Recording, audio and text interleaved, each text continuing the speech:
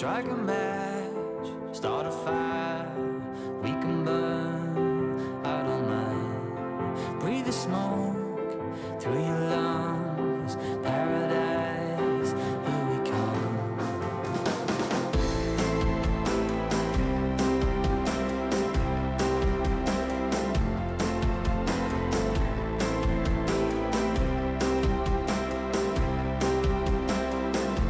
Abandon the ship, abandon the lifeboat, leave your life jacket, jump out, just let go. Don't listen to fear, don't let it contain you. Wanna live, cut the cord on your parachute. You will find out kerosene. You were sparks all over me, and all I want is to burn.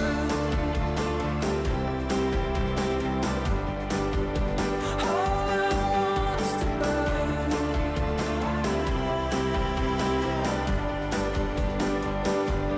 There's bad decisions, giving in to feelings. There's some fear I can hear when you. Please welcome Utah Senate President J. Stewart Adams.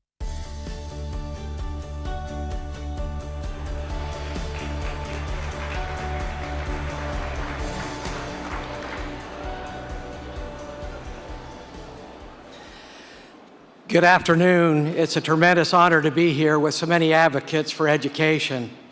I think you'll agree that one of the best takeaways from ExcelinEd's National Summit is the realization that you're not alone. That when progress seems too slow or too costly, or you know many others are hard at work, and that each of us must continue the fight because the future for our children quite literally depends on it. As my role as a legislator focused on building a strong foundation for Utah, I'm passionate about educating our students. In my role as a partner in the construction field, I'm literally focused on building. And building was on my mind when I was thinking about our next speaker. Dr. Raj Chetty is the William A. Ackman Professor of Economics at Harvard University and recipient of a MacArthur Genius Fellowship. He's an accomplished researcher, leading a team studying equality of opportunity, giving children from disadvantaged backgrounds a better chance for success. His admirable work resonates me in many ways. Because I'm a builder, I admire the fact that Dr. Chetty knows that strong foundations matter. Whether it's cement and rebar or strong math and reading skills, successful outcomes depend on a sure and solid start. Because he's an economist, Dr. Chetty knows the power of numbers and data to better understand complex systems. I can relate to that because math and engineering are tools you need to build a structure that lasts. Lastly, I admire Dr. Chetty, his work because he gives us a sense of hope. I personally love building structures that endure into the future, allowing dreams and stories to be created inside of their walls. When you consider Dr. Chetty's research, he's practically in the business of hope. Whether he's digging into tax policy or affordable housing or education opportunity, he clearly believes in a better tomorrow, strategically directing some very innovative research to help our communities improve and our future generations to thrive. I'm deeply grateful for the work he's doing and that he's here to share his latest findings with us. Ladies and gentlemen, please join me in welcoming Dr. Raj Chetty.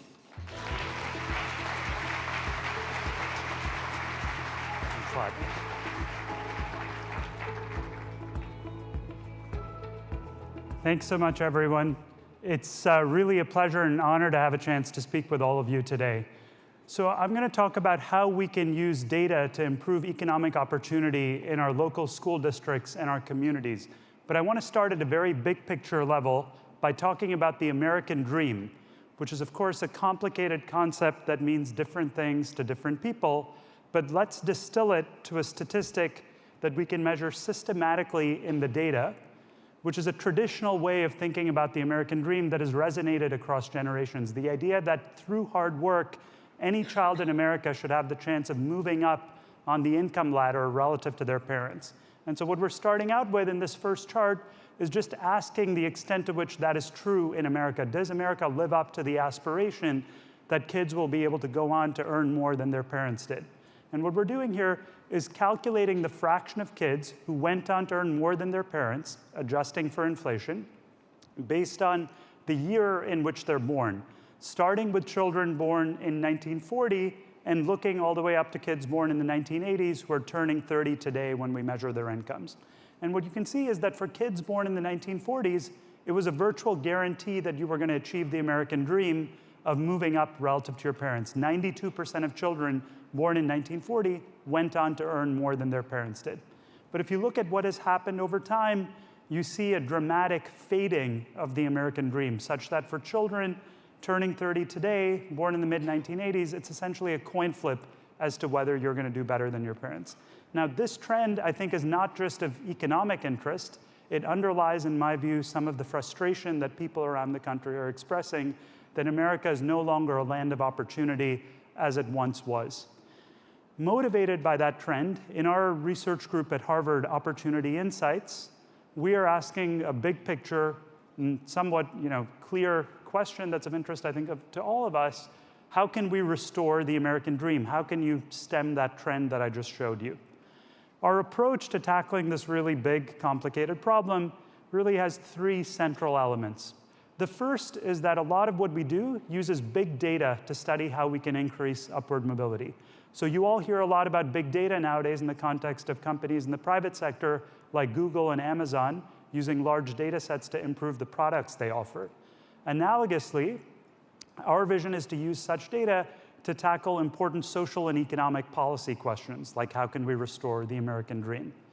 Second, rather than focusing on one particular set of interventions, we analyze a broad range of interventions from childhood to adulthood, many of which, as you will see, touch upon things like education, but importantly, I think a number of other things could potentially matter as well, ranging from affordable housing to thinking about issues like family structure and social capital. Finally, how do we take all that data and that large potential set of interventions and solutions to think about and distill it to make progress? What we're doing is starting by studying the roots of the problems we face in the nation as a whole locally in order to develop tailored solutions. And as I will show you, the nature of what's driving the erosion of the American dream often varies greatly across regions of America, across cities, across our neighborhoods. So to organize what we do, I find it useful let me see if I can get this to move forward. Seem to be stuck here. Oops, okay, there we go. Sorry. So I find it useful to think about how to organize these data in three steps. So starting with an assessment phase, focusing on the top part of this slide, where think about it in an analogy to medicine, where you're used to, if you're trying to improve your health, kind of a three-step process of diagnosis to treatment to a follow-up visit to figuring out what you need to do in order to improve your health. Analogously, in this context, you might think about three steps of assessment, policy pilots, and evaluation, where in the assessment phase, we use data to figure out which areas within a city or which particular institutions are leading to a lack of upward mobility. We then partner with local stakeholders ranging from schools to local housing authorities to other local nonprofits to try to develop interventions. And then we evaluate what we've learned using the same sort of data in order to create a scalable path to upward mobility going forward. Now, a lot of our work, starting with this diagnosis phase, starts from a tool that we call the Opportunity Atlas, where we measure upward mobility across America using anonymized data from the Census Bureau, covering 20 million kids linked to their parents. So the key feature of this data that really allows us to make progress is that we're able to follow people over time in order to look at how their opportunities evolve from childhood to adulthood. And so in what I'm going to show you, we're going to assign kids to locations where they grew up and measure their average incomes at age 35. So critically, I'm going to show you lots of different data for different cities. Whenever I talk about location, it's where you grew up, not necessarily where you now live in adulthood. And with these data, we can follow people no matter where they live, which, as you will see, is extremely valuable. Now, the key innovation of the type of information I'm going to share with you today relative to existing data that you would have seen on poverty rates or test scores or crime across areas is that it allows us to trace the roots of outcomes like poverty and incarceration that we're all very concerned about back to childhood neighborhoods. So rather than asking where do high-income and low-income people live today, we're going to be able to go back in time in some sense and ask where do kids who end up having high incomes tend to grow up, and what are the places that are providing pathways to upward mobility? What can we learn from them going forward to increase upward mobility throughout the United States? So let me dive into the data and show you this map here, which for some reason this clicker is not working, but okay, there we go. Where I'm going to start by showing you this data, which shows you the geography of upward mobility in the United States. So what we're doing here is classifying kids into 740 different metro and rural areas, depending upon where they grew up, and asking, so sorry, we seem to have, okay. So we're classifying kids into 740 different metro and rural areas, depending upon where they grew up. And in each of those areas, we're taking the set of kids who grew up in low-income families, families earning $25,000 a year, and asking how much do they go on to earn in adulthood on average.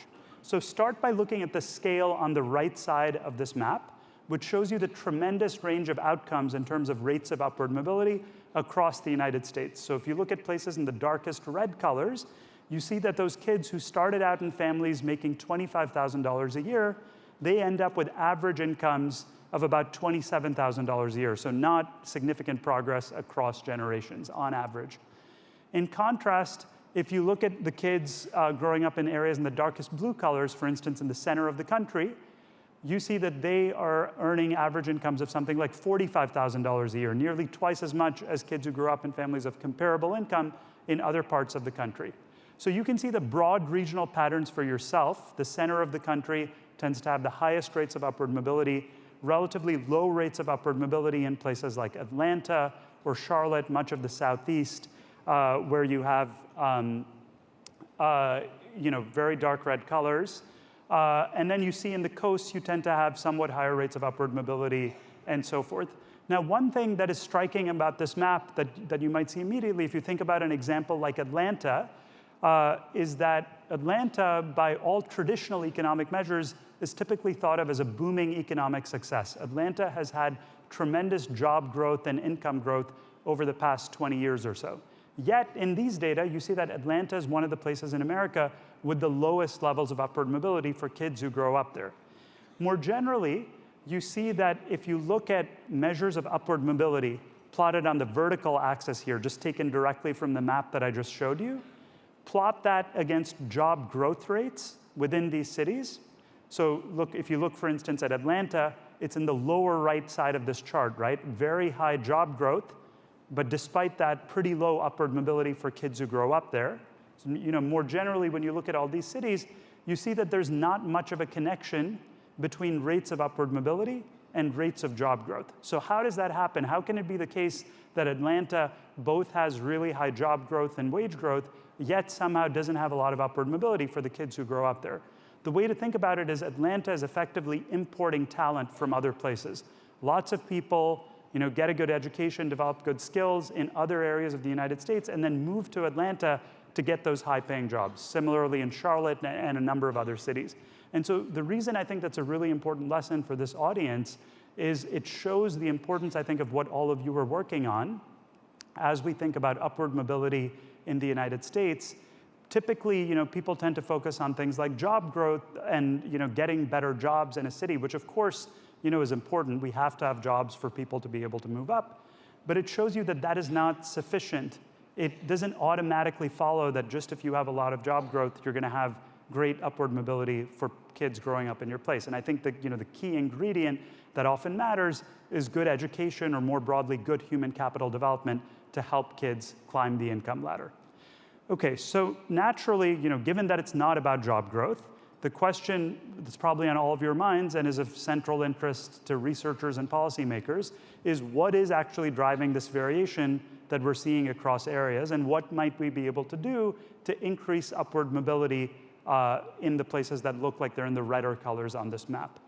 So another thing that might occur to you just from looking at this map is that perhaps some of these patterns are driven by racial differences. So you can see that places with larger African American populations in particular, like the Southeast or cities like Cleveland, for example, that have larger African American shares, they tend to also be the places that have lower levels of upward mobility. So one explanation you might have in mind is that maybe this is about differences in economic opportunity by race rather than about differences by place. Maybe what we're really seeing in this map is a story about race. And so to disentangle that, we can split up this map and look at it separately for black men on the left and white men on the right. So look at the data separately by race, again, looking at rates of upward mobility, the average incomes of kids growing up in low-income families. And so the first thing I'll point out about this map is it might look to you like we've put these maps on two different color scales, kind of a red color scale on the left and a blue-green color scale on the right. But in fact, we have not. The maps are on the same color scale. It just turns out that the very best places in terms of upward mobility for black men, like Boston, for example, actually have lower average incomes for them than the very lowest places in terms of upward mobility for white men, like Atlanta, for example. So the two sets of opportunities, it's basically like they're two different Americas for black men and for white men in terms of chances of climbing the income ladder. Now, you notice here that I'm focusing specifically on black versus white men. It turns out if you do the exact same analysis comparing black and white women, you see no difference at all between those two groups. So the racial disparities that we see in the US in terms of mobility are entirely driven by men. Black women have the same chances of climbing the income ladder as white women. So what you can see from this comparison here is that race clearly does matter. There are important differences by race in children's chances of climbing the income ladder. However, even within racial groups, even among white men, you see that the Southeast and much of Appalachia offers much poorer chances of climbing the income ladder than the rest of the country. So race matters, but place matters and neighborhoods matter as well. Now, in most of what I'm focused on in this talk, I'm focusing on kids who start out in low-income families and I'm looking at their chances of rising up. But it's also, I think, quite striking in the context of race to think about the opposite situation. Suppose you take a kid that's starting out in a high-income family. What are their odds of remaining high-income themselves versus moving down the income ladder? So looking at rates of downward mobility. And as you'll see in this chart here, you can see that there's a really striking pattern, again, different by race, that illuminates the importance of race in thinking about these issues. So what we're doing here is taking a set of kids who started out in high-income families in the top fifth of the income distribution, and looking at black men in the purple dots and white men in the green dots. And we're tracking where these kids end up in the income distribution themselves from the bottom fifth to the second fifth, all the way up to the top fifth. So what you can see in this chart is that the dots for the white men, the green dots, tend to kind of float towards the top, where if you grew up in a high-income family, you tend to remain high-income yourself. But if you look at black men, you see a really disturbing pattern about the United States, which is that due to various structural forces, some of which I'll talk about later, there's a steady cascade downward for black men. There's a very high rate of downward mobility, such that they're almost as likely to end up in the lower middle class as they are to remain high income, even if they started out in an affluent family. And so the way to think about that intuitively is that if you think about achieving the American dream as climbing an income ladder for white men, it's more like being on a treadmill for black men, right? Every generation, even after you climb up, there's a lot of downward pressure that makes you have to make that climb up again, which is what I think leads to persistent racial disparities in the United States. So it's critical to figure out how you fix this treadmill phenomenon, giving even upper middle class black kids a better chance of succeeding in order to figure out how you narrow racial disparities going forward. Okay, so what I've been doing so far is showing you the data at a broad geographic level, at a national level. What I want to do next, if we can toggle over to this interactive tool that we've developed, I'm going to show you how we can zoom in to much finer geographies and look within your neighborhoods, within your school districts, for instance, to see how these differences emerge. So I'm going to start with this map here, which you can access yourself, by the way, by just going to the Opportunity Atlas, opportunity.atlas.org, which is a freely available tool that we released a couple of months ago. And what you can do with this tool, as you can see in the upper left, is type in any address you want and look at data in your own area or whatever area you're interested in. So what I'm going to do is type in here the address for Nickerson Gardens, which is a very large public housing project in central Los Angeles. And so let's zoom in to look at the data now at a census tract level in the LA area. So census tracts, as you might know, are very small units of geography. There's 70,000 census tracts in America, which have about 4,000 people each. And so now what we're doing is constructing the same statistic, the same data that I showed you initially at a national level, but looking at it at a very local level within central Los Angeles here.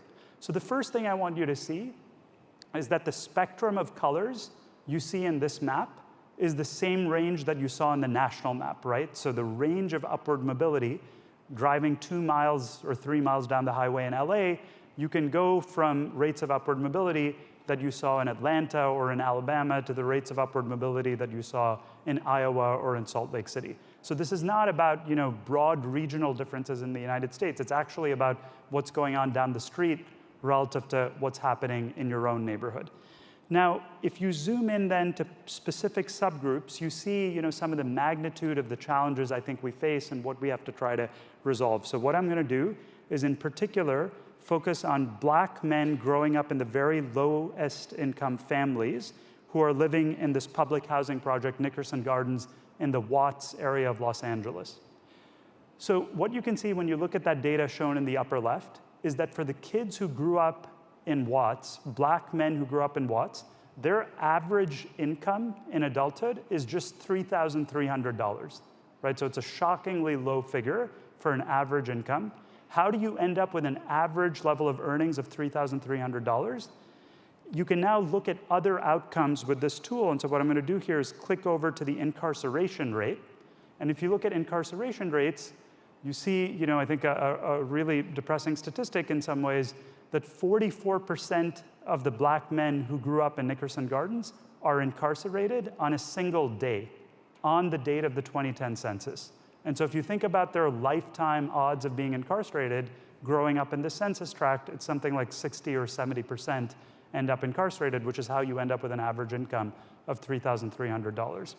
So some of you might be from LA, and I think people in LA would react to these data probably by saying, I might be surprised by the magnitudes of what we're seeing here, the depth of the adversity, but maybe qualitatively I had a sense that Watts is a pretty high poverty, high crime area, and I had a sense that this was a tough neighborhood. But here's something that may have been less obvious to you. So if you go down here, let's say to central Compton, this is about 2 miles south of Watts, and you look at the incarceration rate there for Black men growing up in very low income families, you see that it's 6% rather than 44%. So even within a 2-mile distance, there are dramatic differences in these outcomes. And importantly, it's not like Compton, for those of you who know it, it's a different neighborhood from Watts, but it's not like it's a dramatically affluent place like Beverly Hills or something like that. It's a place where you see really different outcomes, even though there's quite a bit of poverty and many challenges there as well. And so more generally, what this example illustrates is that there's lots of variation across very nearby distances in our neighborhoods in how well kids are doing. It's not like the American dream, restoring it requires going to a different country or even a different state. It's often just down the street that you see really different outcomes for children. Let me make one final point here, which is coming back to Watts. You see that there's a lot of variation, not just across areas, but across racial and gender subgroups as well. So instead of looking at Black men, where we see an incarceration rate of 44%, suppose instead we look at Hispanic men who grow up in exactly the same area in Watts.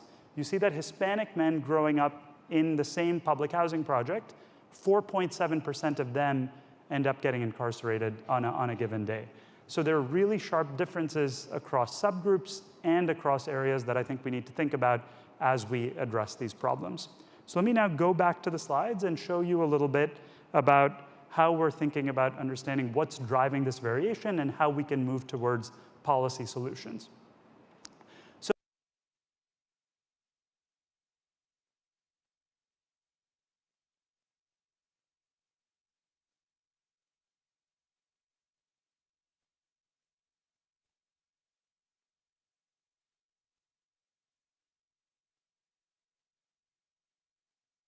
Right. Just to show you what we can, how these patterns generalize to other areas. So what we're doing here is showing you similar data in Seattle. And I'm showing you Seattle in this case because we're doing a bunch of work in Seattle to try to improve opportunity. And I'm going to talk about that in a second. So again, first, just to show you, just like I showed you in Los Angeles, you see this pattern in every city. In Seattle, you again see, even though it's really a booming economy and so forth, a broad spectrum of outcomes with kids in the Central District, for example, going on to earn $30,000 a year when they grow up. In contrast, kids in Normandy Park, kids who grow up in Normandy Park, a little bit south of the center of the city, go on to earn $43,000 a year on average in adulthood. So similar pattern of really sharp local variation. So in order to understand what is driving this variation, it's useful to think about the following exercise. So what is driving this variation that we see across areas?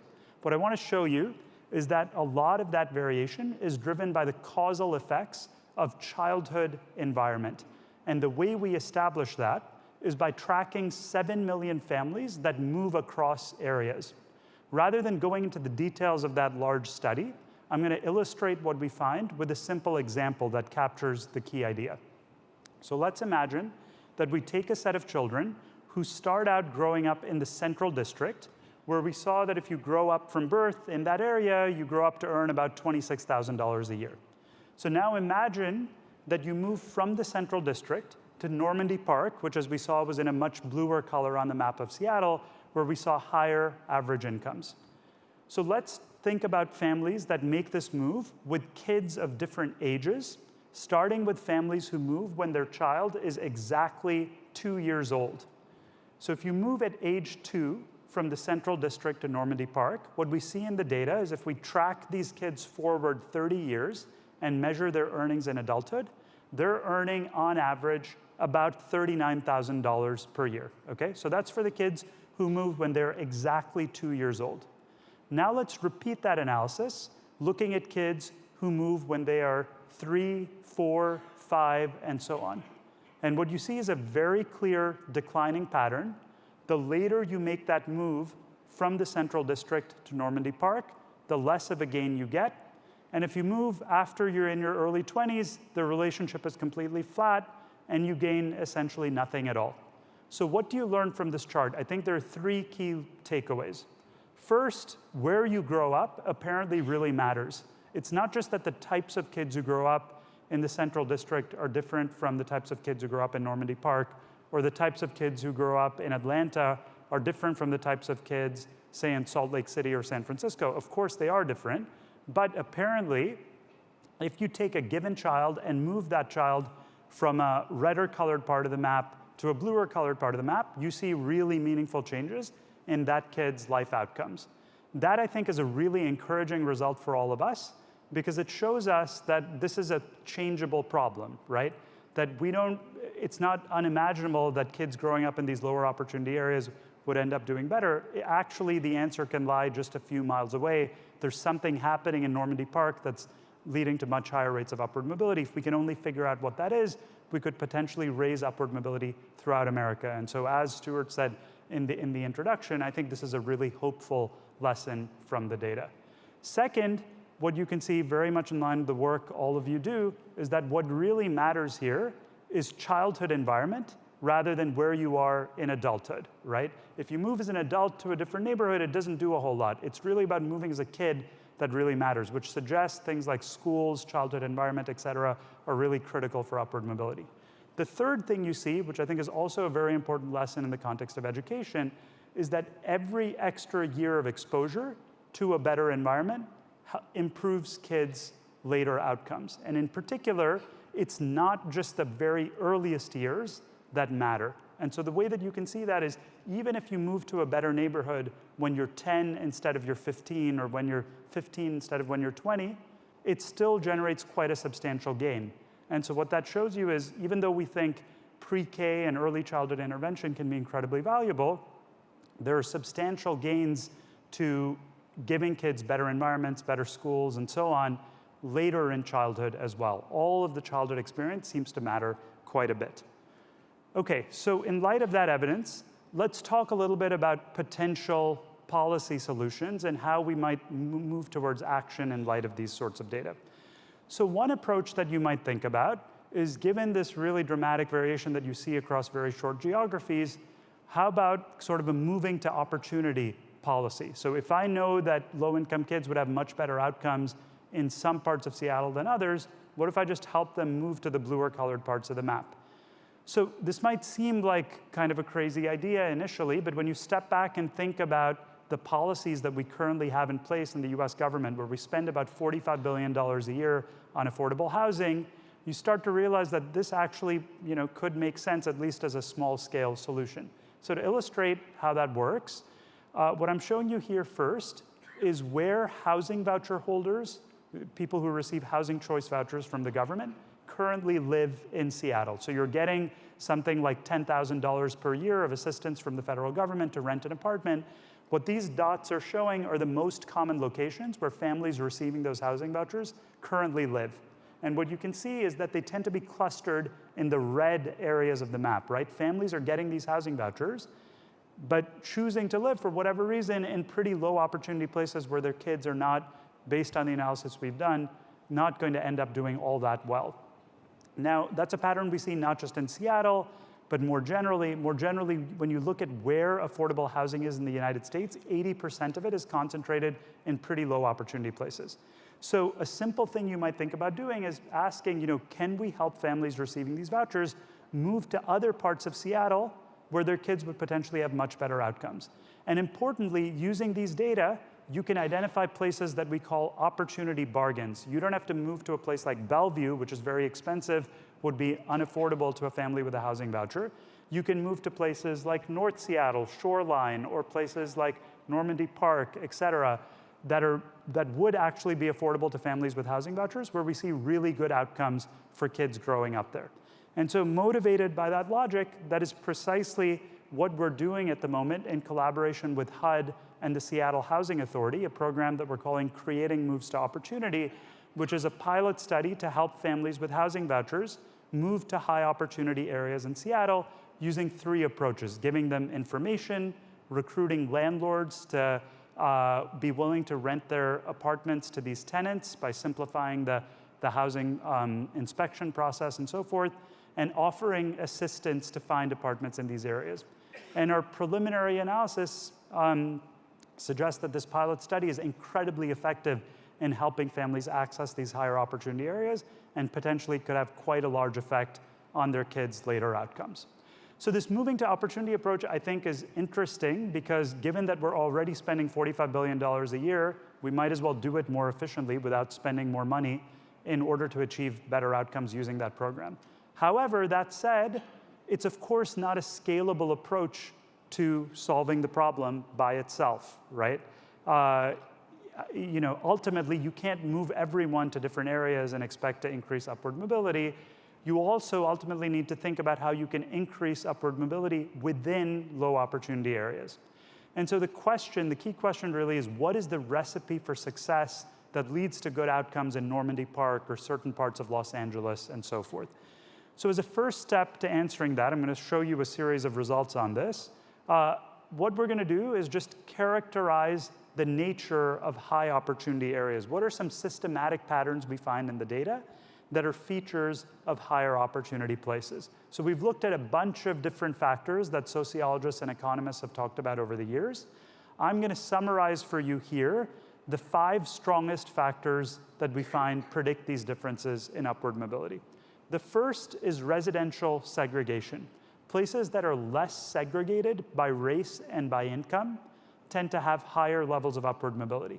Now, there are many different ways to measure segregation in the data, but it turns out the patterns here are so stark that you can just see them visually without worrying about the exact way in which you're going to measure segregation. So let me give you a couple of examples. So this map here depicts the degree of racial segregation in Atlanta. The way the map is constructed is that each person in Atlanta is represented by a dot, and the dots are colored so that whites are blue, blacks are green, Asians are red, and Hispanics are orange. And you can see for yourself immediately that Atlanta is an incredibly racially segregated city, right? The blue dots and the green dots are in completely separate parts of the city. And when you look at cities like this, that have this sort of residential structure, they tend to have the lowest levels of upward mobility in the United States for both whites and blacks, okay? So why is that the case? We don't know exactly what the answer is. One explanation could be the amount of funding you have, say, in the school system when you're in a very segregated city as a low-income kid or a minority kid tends to be lower than if you're in a more integrated area. Another explanation could be something about peer effects and learning from others or having role models who might help you climb the income ladder. Whatever the mechanism, a strong pattern in the data is that places like Atlanta tend to have much lower levels of upward mobility than places like Sacramento, for instance, which, as you can see here, it has the same minority share as Atlanta, the same fraction of blacks and Hispanics as Atlanta, but you can see the colors are much more interspersed than they were in Atlanta, and corresponding to that, places that have this sort of residential structure tend to have higher levels of upward mobility. So that's the first strong predictor. Segregation appears to be tightly linked with these differences in upward mobility. Turning a little bit more quickly to the other factors, we find that places that have a larger middle class, larger mass of people between the 25th and 75th percentile of the income distribution tend to have more upward mobility across generations as well. The third and fourth factors we identify come more from the sociology literature. The single strongest predictor in the data of these differences in upward mobility across places is actually measures of family structure. In particular, places with more two-parent families tend to have significantly higher levels of upward mobility. It's a very strong pattern in the data. Now, in interpreting that pattern, one intuitive explanation that you might think of is that growing up in a two-parent family helps kids climb the income ladder, and surely that's part of what's going on.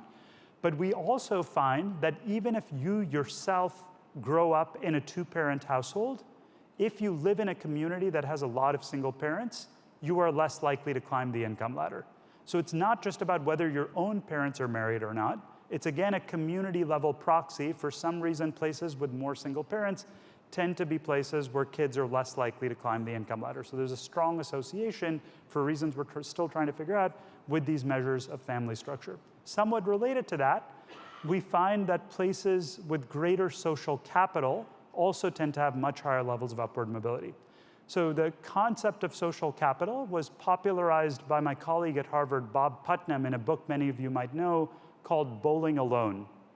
And so the way I think about that concept of social capital is sort of the old adage that it takes a village to raise a child. So Salt Lake City with the Mormon Church is thought to be a place with a lot of social capital. Other people will help you out even if you're not doing well. Those kinds of places tend to have very high rates of upward mobility. Now, the reason I mentioned Bob Putnam's book, Bowling Alone, is that social capital is typically a very difficult thing to measure. And so Bob famously uses the number of bowling alleys in an area, and in particular, whether people are bowling alone, as a proxy for social capital. So the reason I mention that here is, first of all, I was amazed to find in our own data that the number of bowling alleys is actually very highly correlated with these differences in upward mobility that I've been showing you. But more relevant here, it illustrates an important caution to everything that I'm showing you on this slide, which is that these are correlations rather than causal effects, right? I'd be surprised if the policy solution here is that we need to build more bowling alleys to raise upward mobility in America. So you should take all of this as kind of clues about what we should focus on, and not literally, this is the recipe for change. Now, the fifth factor, higher quality education, is a case where both in a correlational sense, we find that the quality of education is predictive of these differences in upward mobility, but also there's a large body of evidence that elementary education in particular, as well as higher education, has incredibly significant causal effects on kids' long-term outcomes. And so what I want to do next is talk in a little bit more detail about the role that education can play here, both because, of course, it's of direct interest to this audience, but also because when I look at this list of factors, I think all of these things are potentially quite important, but education is the thing that we have some ability to change, or we know how to change with existing policies. Whereas things like social capital and family structure, they could well be incredibly important. It's harder to figure out how, from a policy perspective, you have an influence on those things, which is why I think a focus on education is really warranted. And so what I'm going to do now is talk you through a couple of studies, and then I'll wrap up on how we're analyzing education policy using big data in our research group. So I'm going to start with a study of teachers' long-term impacts, where we link information from school district records for 2.5 million children in New York City between 1990 and 2010 or so, who wrote 18 million tests over that period. So this large amount of data from New York City. And we link that to information from federal income tax returns, the type of data we were using for the previous analyses I was showing you, to be able to look at the long-term impacts of teachers. Okay, so in the tax record data, you can look at information like earnings, college attendance, teenage birth rates, and so forth. And by connecting those two data sets, all of which are stripped of identifiers and analyzed confidentially at government agencies, we can ask a question like, how does your third grade teacher affect how much you're earning, say, when you're 30 years old? We can quantify the impacts of having good teachers in childhood, for example. Okay, so in order to do that, you need to have a measure of teacher quality that you're going to focus on. And so the measure I'm going to focus on is one I'm sure you've all spent a lot of time discussing and thinking about, which is test score-based metrics of teacher quality, in particular, teacher value added. Right, so teacher value added, there's sometimes some complicated statistics in the background figuring out how you construct these measures, but the idea is really very simple. It's to ask how much does a teacher raise his or her students' test scores on average. If I'm a 4th grade teacher and my students' test scores on average at the end of 4th grade are higher than they were at the beginning of 4th grade, we'd say I'm a high value added teacher. And if they were lower, we'd say I'm a low value added teacher. That's basically what it boils down to. On average, how much progress are students in your class making? Now, as you all know, these measures are incredibly controversial. There's some people who think that they can be useful for performance evaluation. There are other people who think that they're imperfect measures. I'm not really interested in getting into that particular debate here. These measures could well be somewhat imperfect. Maybe we could develop better measures going forward. What I'm going to show you is, despite all of their imperfections, they still seem to capture the impacts of teachers quite well and show why it's so important to focus on improving teacher quality for increasing upward mobility in the United States. So if you step back and think, how am I going to demonstrate to you that having a high value added teacher is really useful for your later earnings, for your long-term outcomes? The type of thing you would need to do ideally is run an experiment where you assign kids to teachers with different levels of teacher value added, and then look how they end up doing in the long run. As you can imagine, running that sort of experiment in practice is going to be very difficult. So what I will illustrate to you is how you can use big data to basically answer the same question with the variation you have. So many of you know that in most schools, you tend to have a lot of turnover because teachers switch to a different grade, switch to a different job, go on maternity leave, things like that. There's a lot of variation that kids in a specific grade have. So we can use that variation to identify the causal effects of teachers, which is what we do in this study. And I'm going to illustrate again what we find with a simple example of this, we call a quasi-experimental approach. So imagine that you're tracking a given school in New York City over time and looking at kids in different grades. Kids in different years. And we're looking, let's say, at 4th graders who get to 4th grade in 1993, 1994, 1995, and so on. And so what we're going to do is track these students' test scores, average test scores over time. And you can see that they're kind of bouncing around the 50th percentile, around the median in this school.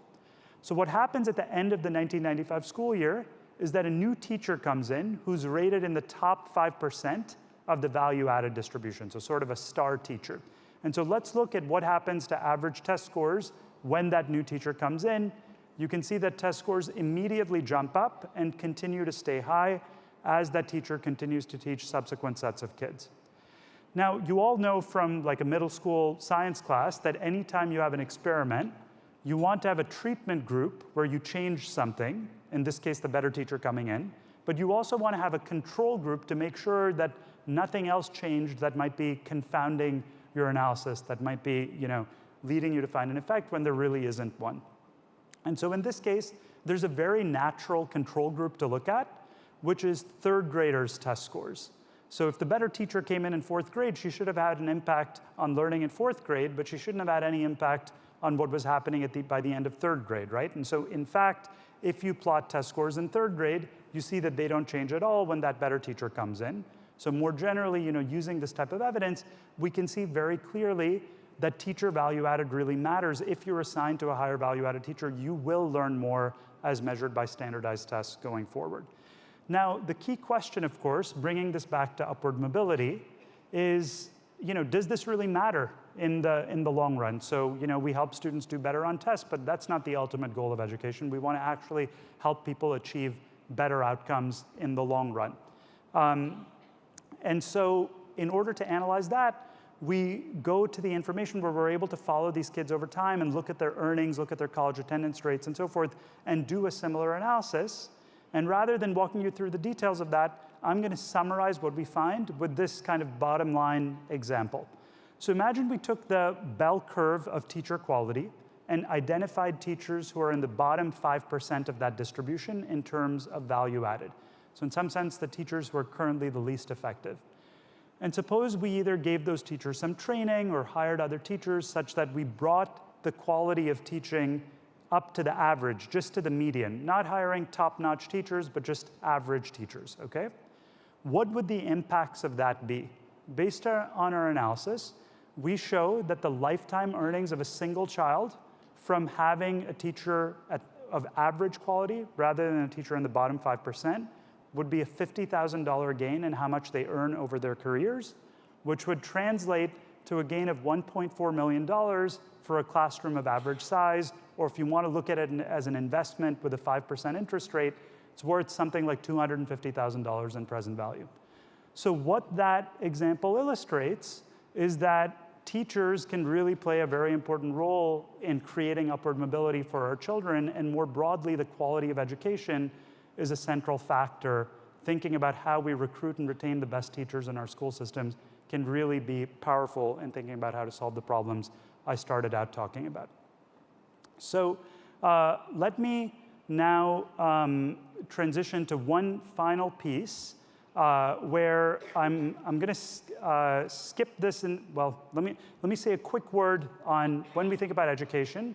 I think we should think about education not just at the K through 12 level, but also about the impacts of colleges. And so I'm going to be brief on this and just summarize the top line message in the interest of time. But basically, what we do in some of our analyses is analyze the impacts of colleges on upward mobility. And we use data on 30 million students. We know where everybody in the US is going to college in order to analyze the impacts of colleges on how they're helping kids climb the income ladder. And the key message to take away from this analysis, which I'll just summarize with a quick chart, is illustrated here by this example of the institution where I was before moving to Harvard recently, Stanford University, where we're showing what access to Stanford looks like. So what we're doing here is looking at the income distribution of parents of students at Stanford. And what you can see here is that about 69% of students at Stanford come from families in the top fifth of the income distribution, and 3% of students at Stanford come from families in the bottom 20%.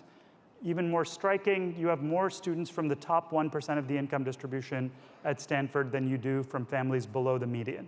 So why does this matter for mobility? So Stanford, like many other institutions, has great outcomes for kids who attend that university. The issue is, in terms of social mobility, if you have very few low and middle income kids attending the best colleges in America, they can't really be a pathway to upward mobility because there isn't sufficient access for low-income students to these colleges. And so One of the, I think, the very important things to think about in the higher education sector is how do we broaden access? I think it goes beyond issues of financial aid. How do we admit and recruit more low-income talented students to attend some of these institutions that are producing excellent outcomes in order to increase upward mobility in the US? So I'm going to skip further details of that and wrap up by talking about one final angle on these issues, which is think about how equality of opportunity connects to economic growth. So the traditional argument for equality of opportunity is based on principles of justice, the idea that everyone should have a shot at the American dream, no matter what their background. But what I want to show you here in conclusion is that improving opportunities for upward mobility can also be of interest just if you care about increasing economic growth and increasing the total size of the pie. To illustrate that, I'm going to focus on one particular pathway to upward mobility, which is innovation. We're going to study the lives of 750,000 patent holders in America, looking at who goes on to become an inventor as measured by having a patent. So I'll start with this chart here, which shows you patent rates versus parental income. So what you can see here is there's one dot for each percentile of the parental income distribution, and we're plotting the fraction of kids who go on to become inventors. So you can see that kids from high-income families are far more likely to become inventors than kids from families below the median of the income distribution. They're about 10 times as likely to become inventors. So one potential explanation for that is that this is about differences in environment and resources and the schools that you go to and so forth, all the things I've been talking about here today. A different explanation is that this is about differences in ability. Presumably, you had to be quite talented to get to the top 1% of the income distribution. Ability is transmitted genetically across generations. Maybe that's why those kids are more likely to go on to have patents themselves. So in order to distinguish between these two explanations, one way to do that is to go back to the information on test scores. And so what we're doing here is using test scores as a rough proxy for ability. We're plotting patent rates again against third grade math test scores. And so what you can see here first is that if you're at the top of your third grade math class, you're much more likely to become an inventor than if you're below, say, the 90th percentile. So that again shows you that these test scores early in childhood have a fair bit of predictive power. Now, more interesting for what we're talking about here today, suppose we now split that data up separately for kids from high-income families in the orange, parents above the 80th percentile, the top fifth, versus kids from low and middle income families. What you see here is that kids who are at the top of their third grade math class are much more likely to become inventors if they're from high income families. If you're from a lower income family, it doesn't increase, being at the top of your third grade math class doesn't have all that much of an effect. And so to put that differently, in some sense in America, you seem to need two things at the moment in order to become an inventor. You need to have high quantitative aptitude as measured by your third grade math test scores, and you need to be from a relatively high income family, which when you look at it from that perspective, you can see why improving equality of opportunity and helping some of those lower and middle income kids come through the pipeline who are extremely talented, doing well in their third grade math class, helping them come through the pipeline and become inventors could potentially help all of us through the next innovation, the next company that might transform the economy. So just to show you that the magnitudes that are at stake here, there's an important phenomenon that we call lost Einsteins that's basically at play here. So if women, minorities, and kids from low-income families were to invent at the same rate as high-income white men, our data implies that the innovation rate in America would quadruple, with potentially really large effects on the economy. So the point is, I think all of us have to gain from increasing equality of opportunity, not just the particular kids whose lives would be improved. So let me end by coming back to the chart that I started out with on the fading American dream. I think one way you can look at this chart is with pessimism, right? That America is no longer the country that it once was. My parents came here as immigrants in order to give their kids a chance of rising up. And when you look at these data, you might worry that that's no longer the case. But I hope you will actually take from this presentation a much more hopeful, positive, and constructive message, which is that when you break down these data and look within specific school districts, look within specific communities in the United States, you actually see that there are lots of pockets of opportunity in America, there are lots of places where kids still have great chances of succeeding. And I think the challenge for all of us is to continue to figure out exactly how we replicate those outcomes throughout the country. And there's no better group, I think, positioned to do that than all of you here. So thanks very much.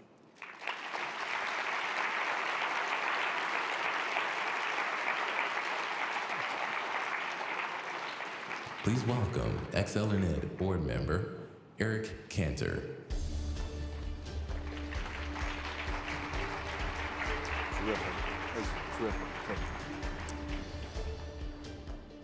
Well, Dr. Chetty, that's terrific stuff. And I think you and I were talking earlier, just before the program, evidence-based discussion is a very refreshing thing to the folks here at ExcelinEd, because it is that evidence that can turn into good policy, that policymakers in elected office can turn into good politics.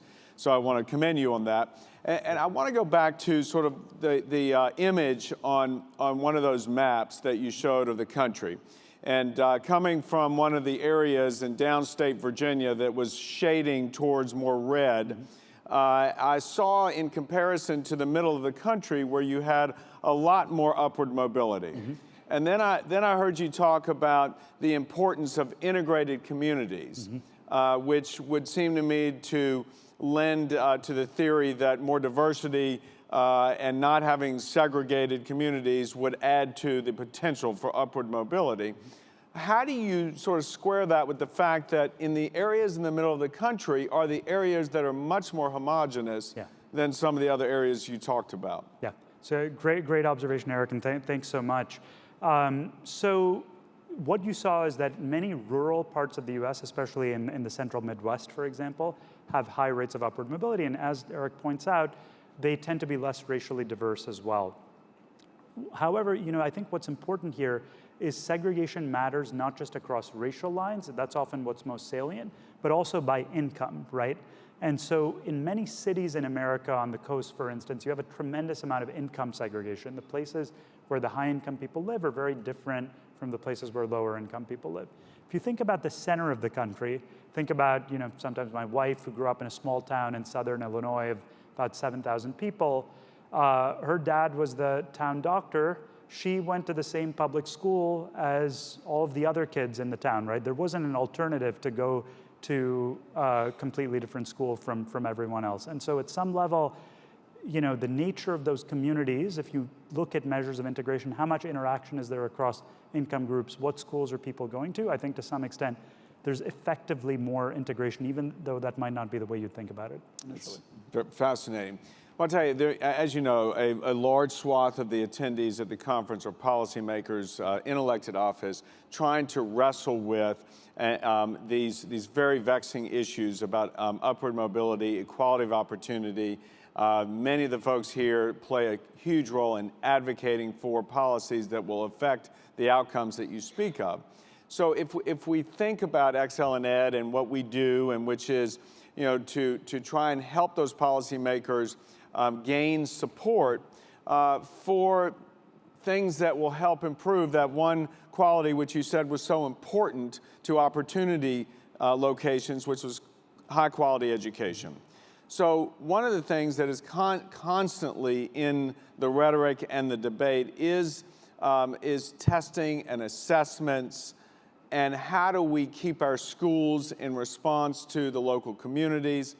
And so, I would just ask you to sort of help us think a little bit more about what are those policies? What are the policies that we can think about?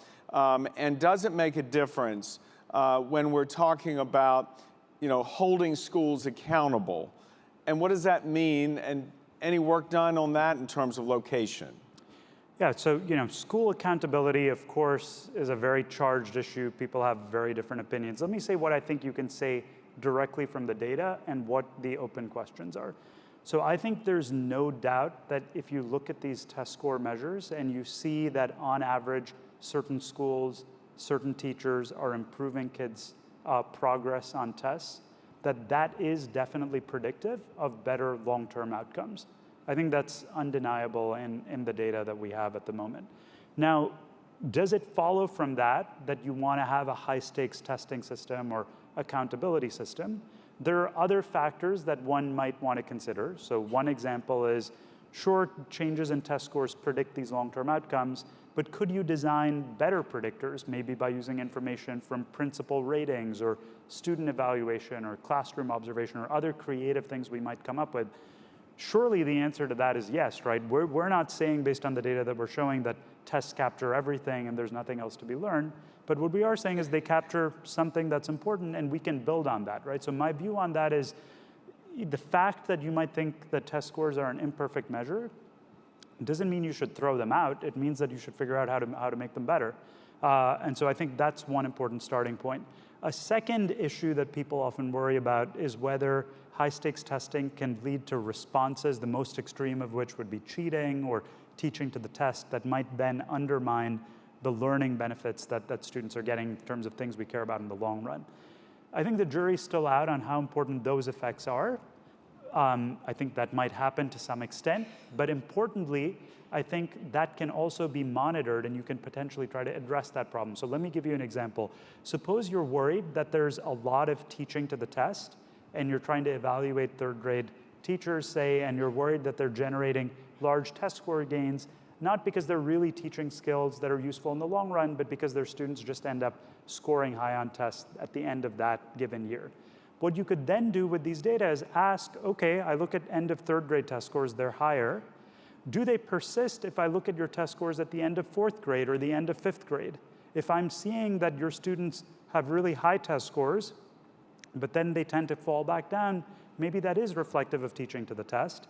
But if they tend to persist, that's probably not reflective of teaching to the test. And you could imagine designing more sophisticated accountability systems. So I think there's more to be done there. All right, so we have very limited time, so I'm going to try and fit in 2 questions, and then hopefully you can answer it. First, from what I heard you say, it is early, the younger a child is that is able to live in a more opportunity location, the more potential for upward mobility. And if that is the case, you mentioned some things like pre-K early intervention. Help us think a little bit more along those lines. And is there, and you talked about teachers as well, and then secondly, a lot of sort of the polling has suggested that we have a fixation in the United States on college and bachelor's degrees. And we've also seen that it's not always for everyone, and there are some incredible sort of innovative type of pathways now for students to graduate from high school with different types of certificates or degrees. And how do we mesh sort of that reality and evidence with what you're talking about in terms of location and community being so important? So let me address each of those. So, you know, on the pre-K front, I think those investments can be incredibly valuable. But again, I think the details of implementation and the quality that's being provided, say across Head Start centers or different pre-K programs, is extremely important. So I think often we have a tendency, especially in federal policy, to say, is this a good or bad program at the level of federal government? But when we go evaluate these programs at a local level, we see that Head Start means something really different when it's implemented in a certain way on the ground versus implemented very differently, different place. So it comes back to the question about accountability, comes back to the question of tracking our progress place by place. On the second point about higher education, absolutely. I think it's not just about traditional four-year degrees. Some of the most exciting work I've seen on helping adults achieve better outcomes are these programs that provide specific job training. Some of it can look basically vocational in nature, that give you skills that employers in your local labor market are demanding and are not a more general degree of a traditional type. Now, I think there's a role for both. And as I was saying, I think it's important to provide access to all types of higher education for kids from lower income backgrounds. But I agree that some of that could be vocational in form. Right, and obviously that particular discussion doesn't necessarily lend itself to the base theory of the younger the child and expose it. You know, I know in other countries in the world, they do start tracking their kids a lot earlier to some of these type of programs. Yeah, and it's not clear to me that you necessarily want to track at very young ages. One of the things I was emphasizing is kids are malleable even till much older ages, right? It's not like everything gets set in stone by the time you're 3 or 4. You saw that on that declining chart that I was showing you. Yeah, you know, school choice, and you talked about vouchers. I get one more question. We still have a minute left, but talked about one of the policies, maybe if we're spending $45 billion on housing policy and affordable housing, maybe we should help and put incentives in place to locate somewhere in an opportunity area. Because my question would be, how does school choice writ large fit into all this? Any other comments? Yeah, I mean, I think that fits, the general theme, I would say, is often people think in order to increase upward mobility, it's a debate about the amount of government expenditure. But as I was trying to illustrate in this talk, often we can find ways to spend money more effectively, to have more bang for the buck when we have good data and figure out what's working. And I think school choice has a bit of that flavor, where people sometimes ask me, are charter schools good or bad? You can't answer that question at a general level, right? It depends upon which specific charter schools you're talking about. What are the public school options? What are the choices kids have? We see that some charter schools are far better than public school options. It's very clear in the data. There are other charter schools that are less effective at the moment. And so I think by being able to measure these impacts systematically and giving kids better choices, that's how we can achieve better outcomes for everyone. That's terrific. Help me give a hand to Dr. Raj Chetty. Thank you.